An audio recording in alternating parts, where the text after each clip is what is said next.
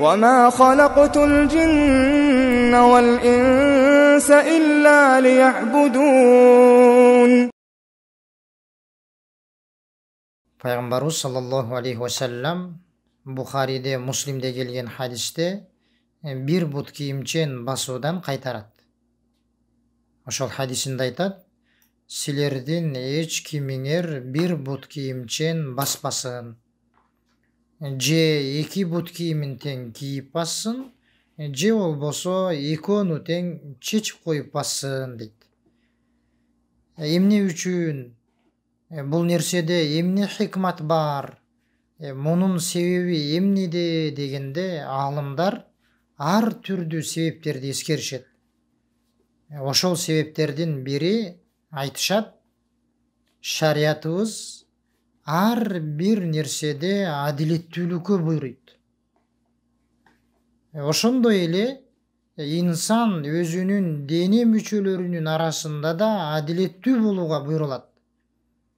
Эгерде инсан bir бут кийимин кийип, экинчи бут кийимин кийбей басса, анда адилеттүү болбой, экинчи бутуна зулум кылган болот.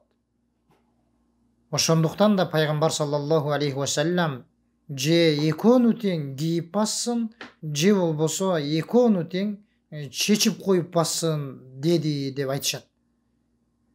Алымдардын бири Шейх Абдулазиз ибн Баз рахимахулла суралат. Bir адам сурайт: шейх, мен bir бут кийимимди кийип, экинчи бут кийимимди кийейин десем, экинчи бут кийимим бир аз узагыракта болуп калат. Ошол экинчи бут кийимимди кийүү үчүн ошол бир аз аралыкка bir бут кийимчен барсам болобу деп сурайт. Шейх айтат: жок.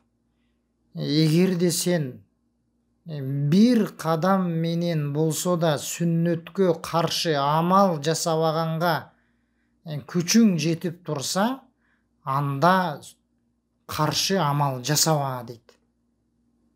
Бул дегени, эгерде күчүң жетип турган болсо, сен сүннөткө bir кадам менен болсо да каршы амал жасаба дегени.